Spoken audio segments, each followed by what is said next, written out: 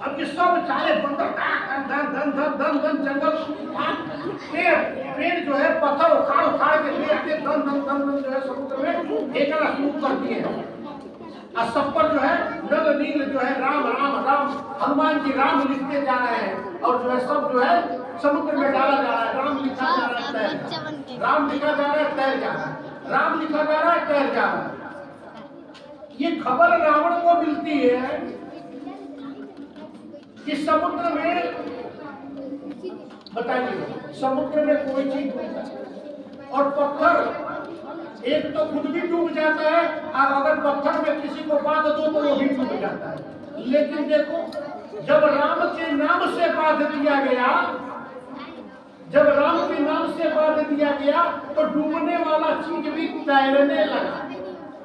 अब सोचो कि राम के नाम में कितनी ताकत है, राम के नाम में कितनी ताकत है कि जो चीज डूब सकती है वो भी तैरने लगी। तभी तुलसीदास ने कहा कि राम से बड़ा राम का नाम, राम से बड़ा राम का नाम। राम जी तो किसी किसी को जो है भक्ति देते हैं, लेकिन राम के नाम से तो सबको भक्ति मिलती है। तो राम के नाम से जो है पत्थर भी तैरने लगे हैं, पत्थर भी पानी में तैरने लगे हैं। जब ये खबर रावण को मिलती है तो रावण कहता है कि ये कौन सी बड़ी बात है, हम भी जो है पत्थर को पानी में तैरा देंगे। इसके बाद लंका के बहुत से लोगों को जुटा करके एक पत्थर ले करके और उसने जो है समुद्र में फेंक दिया है रावण ने, और वो पत्थर तैरने लगा। तो लंका के लोगों से कहा, देखा देखा तुम लोगों ने, मैंने भी पत्थर फेंक दिया तो तैरने लगा, ये कौन सी बड़ी बात है। सारे लोग चले जाते हैं। मंदोदरी आकर के कहती है हमारी सौगंध है, सही से बताइएगा ये पत्थर कैसे तैरा है। तो रावण कहते हैं क्या बताओ, मुझे जनता में लंका की जो प्रजा है उसमें निराशा न हो, उनमें उत्साह बना रहे, इसलिए जो है मैंने जो है पत्थर को फेंका। और फेंकने से पहले पत्थर से मैंने धीरे से कर दिया कि तुमको राम की सौगंध तैर जाना, तुमको राम की सौगंध तैर जाना। अब राम की सौगंध जो है पत्थर को मिल गई तो वो तैर गया।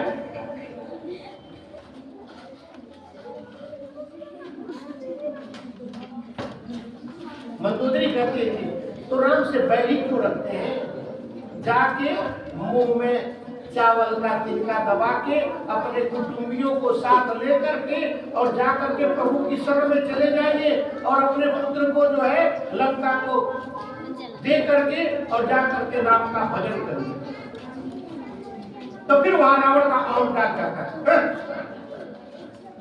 राम का शपथ दे दिए तो पत्थर तैर गया, अरे हम तो जो है पूरा का पूरा पहाड़ तैरा देंगे, चलो महल में चलो। महल में वापस चले जाते क्योंकि घमंड हो जाता है ना उसको, उसको घमंड बहुत होता है। घमंड की वजह से ही तो सब कुछ उसका नाश हो रहा है। अब देखिए क्या होता है, रामचंद्र जी बैठे हुए हैं तो कहते हैं कि भाई थोड़ा हम भी कुछ काम करते, सब लोग कर रहे हैं तो हम भी जो है थोड़ा सा कुछ बानरी सेना का मदद करते। अब वो क्या करते हैं ना कि एक पत्थर देते हैं रामचंद्र जी और पत्थर ले करके उसको ले जाके समुद्र में डाल दिया तो डूब गया है। उसके बाद रामचंद्र जी चुपचाप बैठ गए हैं। हनुमान जी कहते हैं प्रभु क्या बात है, कहते देखो ना हनुमान कि जितने भी पत्थर लोग डाले हैं सब तैर गए और मैंने जो है पत्थर डाल दिया तो वो डूब गया। तो हनुमान जी मुस्कुरा कर प्रभु के चरण पकड़ के कहते हैं कि प्रभु सब लोग राम नाम का आधार बना करके पत्थर को पानी में फेंक रहे हैं तो तैर रहा है, और जिसे राम ही छोड़ देंगे तो डूब ही जाएगा। आपने जिसको छोड़ दिया वो तो डूबेगा ही। सब आपके नाम को पकड़ के तैर रहे हैं, और आपने जिसको छोड़ दिया उसे कोई नहीं उबार सकता है। प्रभु के नाम में इतनी ताकत है कि उनका नाम लो तो तुम भव सागर से तर जाओगे, लेकिन प्रभु छोड़ देंगे तो उसी में डूब जाओगे।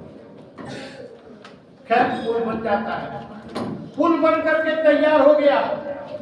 अब देखो, जब पुल बन के तैयार हुआ तो राम जी की सेना चली,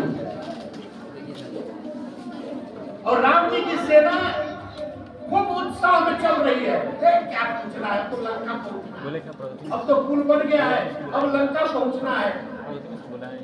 लेकिन देखो, लंका कांड में तुलसीदास जी ने ये लिखा कि जब प्रभु श्री रामचंद्र जी अपनी पूरी सेना के साथ उस पुल से जा रहे थे, तो जो समुद्र में जलचर थे, ए बच्चे, पूरा विज्ञान बता रहा हूं, ध्यान से समझ लेना। जो समुद्र में जलचर थे वो बता रहे थे तुलसीदास जी कि 100 जोजन लंबे थे। 100 जोजन, एक जोजन में 4 कोस होता है। एक जोजन में 4 कोस होता है, और 100 जोजन लंबे, बैठ जाइए, 100 जोजन लंबे, 100 जोजन लंबे, यानी उतने लंबे 400 कोस के जल जीव समुद्र में से निकलकर किनारे पुल के आकर के और प्रभु का दर्शन करने के लिए आए थे। अब आज का विज्ञान बताएगा कि इतना लंबा जल जीव व्हेल मछली होती है। इसका मतलब कि उस समय व्हेल मछली जो है भगवान राम का दर्शन करने के लिए पानी में से निकल करके पुल के पास आई थी, और इतने ज्यादा जल जीव आए थे कि दोनों तरफ जो है सेना को पानी दिखाई नहीं दे रहा था समुद्र का, बल्कि सेना जो है उन्हीं पे चढ़ करके, कुछ उड़ करके, कुछ मस्ती करते हुए, कुछ कूद कूद करके सब लोग जो है लंका में पहुंच गए। आज का न्यूज बता रहा हूं, जान लो, कल की न्यूज है, कल का एक समाचार बताता हूं। कानपुर में एक बाजपुर की जगह है, कानपुर में, जहां पर एक गरुड़ पक्षी मिला है, मेरे मोबाइल में है, जो जटायु का वर्णन है, जो जटायु का वर्णन है कि जटायु का पंख कैसा था, जटायु की ठोर कैसी थी, जटायु का पैर कैसा था, एकदम जटायु की उसी हुबहू तरीके में बहुत भारी विशाल जो है वहां पर, वहां के प्रवासियों ने पकड़ा है, उसको जो है वन विभाग को सौंप दिया है, और ये हो गया है कि भगवान राम 22 जनवरी को अयोध्या में स्थापित होने जा रहे हैं। तो जटायु जो है एक बार फिर से आए हैं उस भगवान राम की उस लीला को, उस जो है भगवान राम की स्थापना को देखने के लिए। नहीं तो अब से पहले जटायु जैसा जो वर्णन था वैसा गिद्धराज या वैसा जो है गरुड़राज दिखाई नहीं दिए थे। वो कल दिखाई दिए हैं, समाचार है, मैं तुम लोगों को उसका जो है वो स्टेटस पे लगा दूंगा, देख लेंगे। एकदम वैसे ही बड़े बड़े पंख, वैसे ही ठोर, वैसे ही पैर।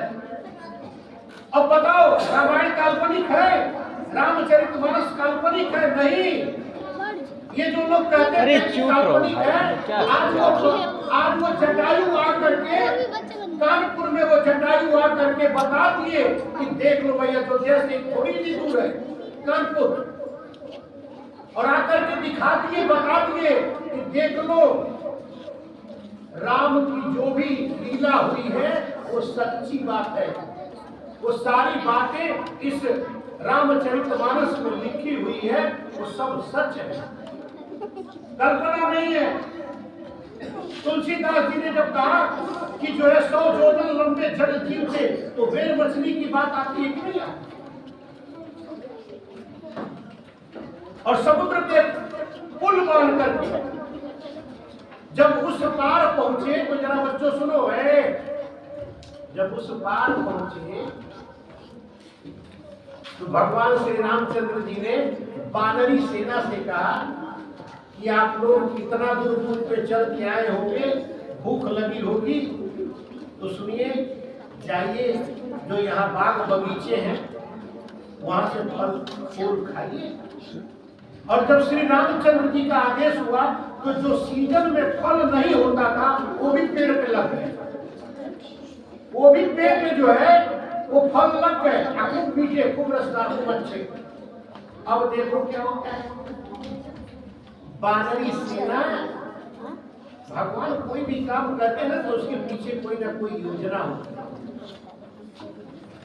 ये वानरी सेना गई है, पहले तो फल खाती है, मन भर फल खा करके और उसके बाद उठा के पेड़ फेंकना शुरू कर दिया,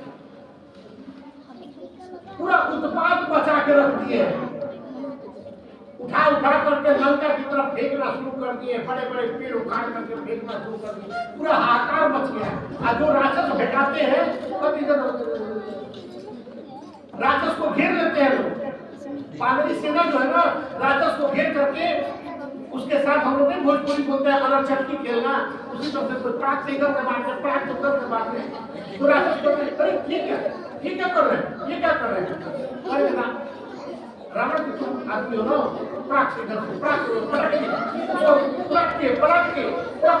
के मारते हैं, पूरा वानरी सेना मारते हैं। उसके बाद कहते हैं इसको इधर लो, बोलो जय श्री राम, बोलो श्याम रामचंद्र की जय, तो बोलते कि नहीं लंकेश की जय, तो फिर प्राक से मारते हैं, बोलो श्याम रामचंद्र की जय, तो बोलते कि नहीं लंकेश की जय, तो फिर मारते उसको, उठा पलट देते हैं लोग, मैं करने लगते हैं राजा। उसके बाद ये वानरी सेना भी जो है ना कम नहीं है, ये कहते हैं सुनो लखन भैया ना लखवा का जो है नाक का काट लिए थे, चलो हम लोग बिना काटे से ना इन लोग का जो है नाक और काट लेते हैं। इसके बाद जहाँ जहाँ राक्षस मिलते हैं ना बगीचे में, वहाँ पर जहाँ जहाँ राक्षस मिलते हैं वहाँ क्या करके जो है उनका नाक और कान काटना शुरू कर देते हैं। राक्षसों का नाक काट कर रहा जा रहा है, नाक काट कर रहा जा रहा है, तो सब भागे हैं लंका की तरफ, रावण की तरफ,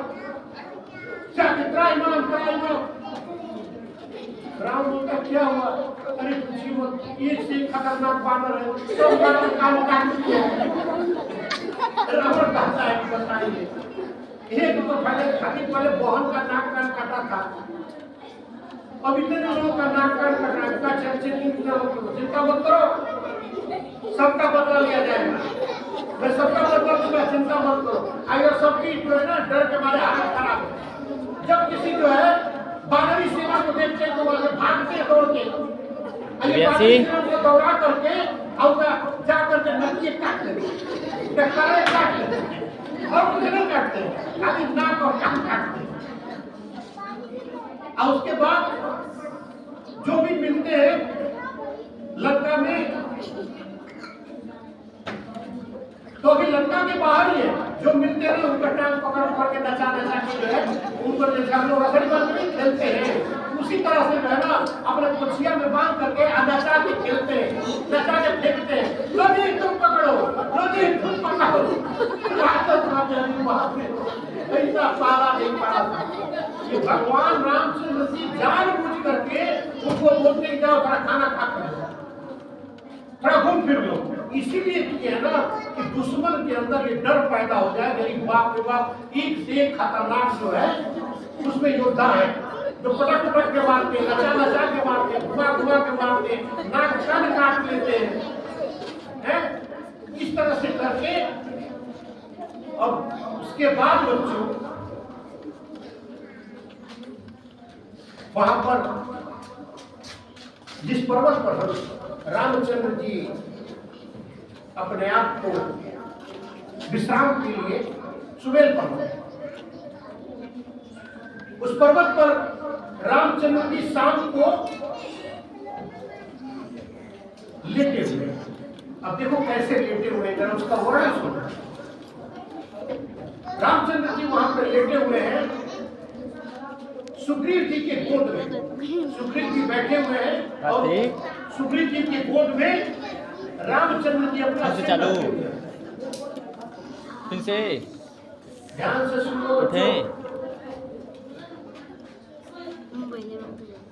और उनके एक पांव को अंगद जी दबा रहे हैं और एक पांव को जो है हनुमान जी दबा रहे हैं। क्या दृश्य है। और शरणागत होकर के विभीषण जी बैठे हुए।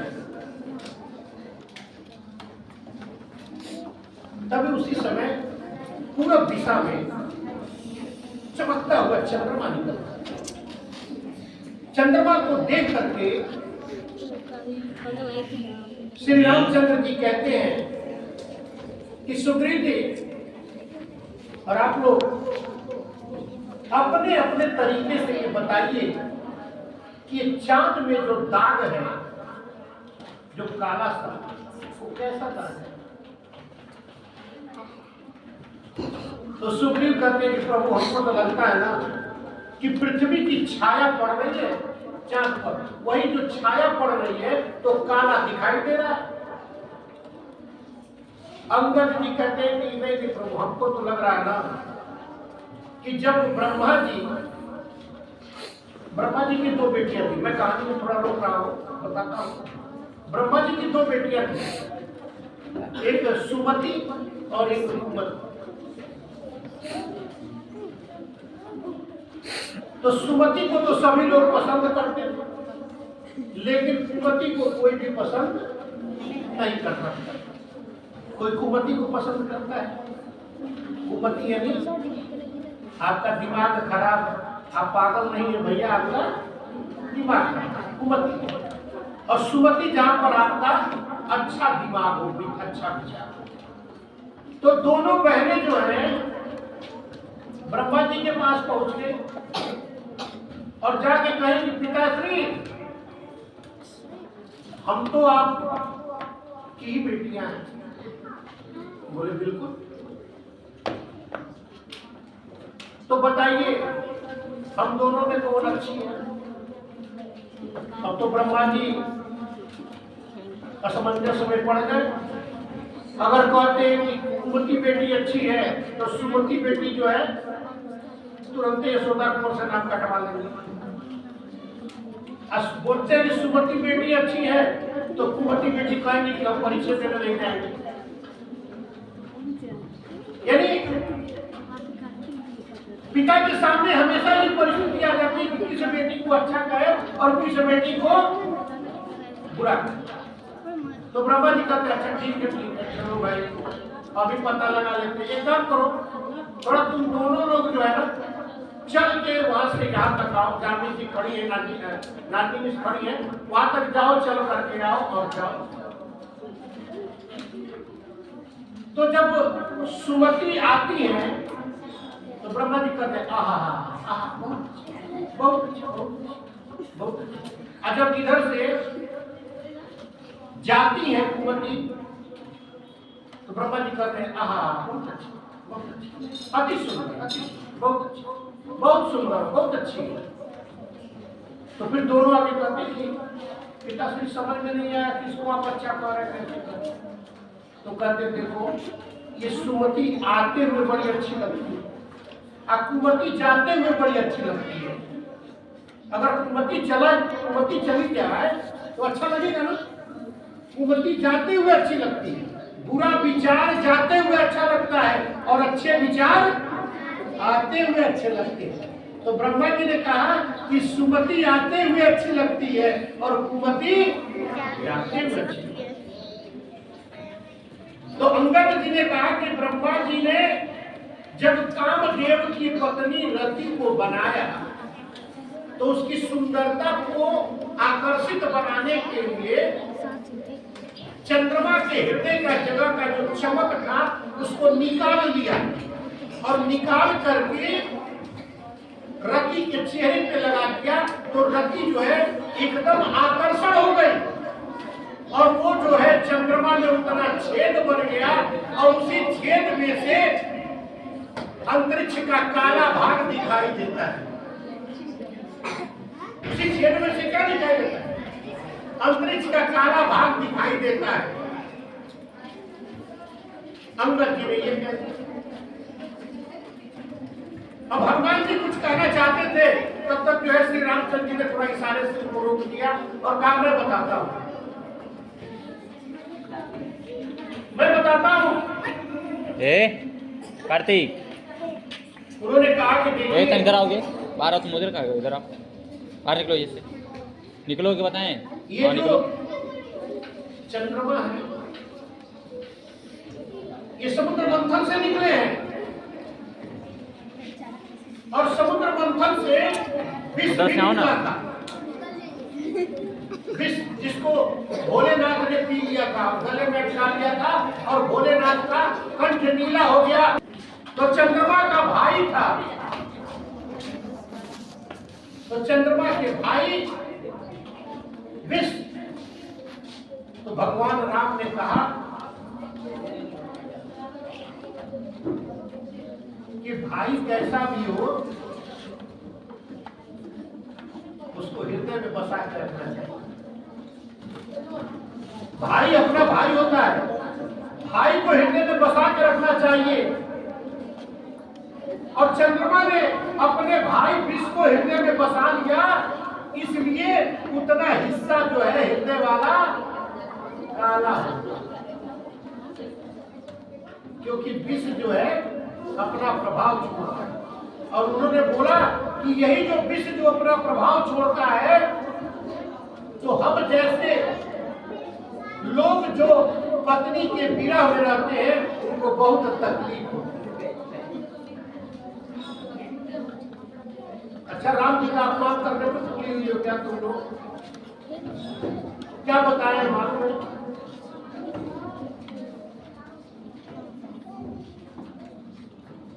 राम जी ने कितनी महत्वपूर्ण बात कही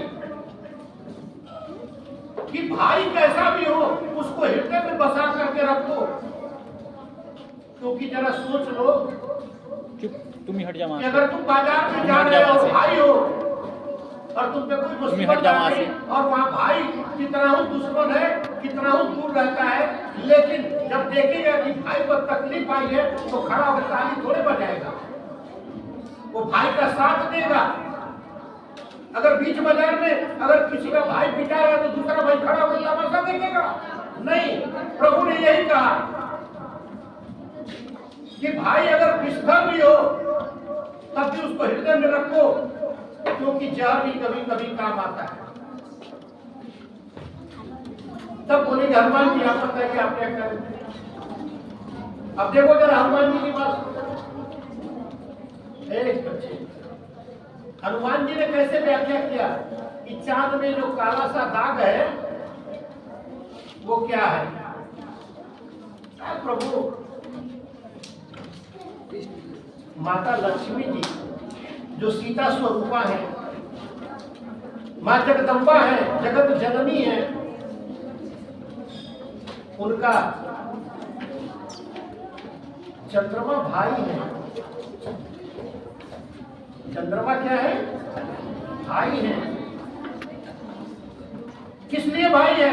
क्योंकि समुद्र मंथन से लक्ष्मी जी भी निकली थी और समुद्र मंथन से चंद्रमा भी निकला। तो दोनों लोग एक ही जगह से पैदा हुए थे, इसीलिए दोनों क्या थे? भाई बहन। तो थोड़ा सा लोग है,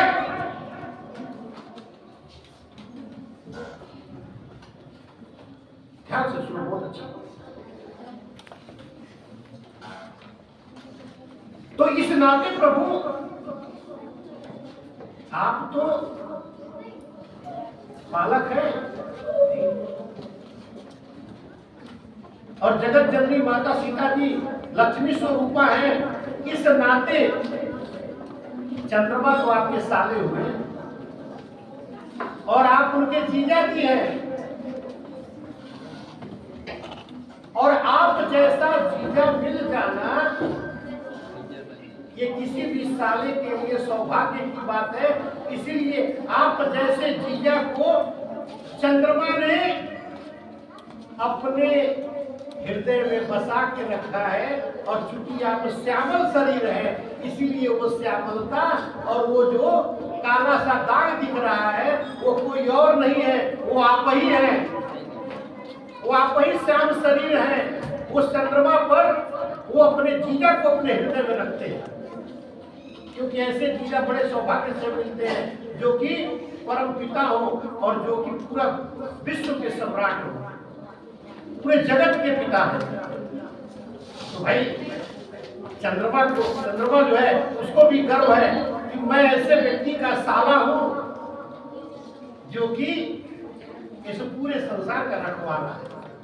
तो आपको हृदय में रखते हैं, वही हृदय पर वही श्यामलता दिखाई दे रही है और कुछ दूसरी चीज नहीं है। प्रभु कण में आप हैं, सब जगह पर आप ही हैं, सबके हृदय में आप ही हैं और जिनके हृदय में आप नहीं हैं उससे दुर्भाग्यशाली इस दुनिया में कोई नहीं है। इसीलिए अपने मन में, अपने हृदय में, अपने तन में, अपने रोम रोम में राम को बसा लीजिए और बसा करके कहिए मंगल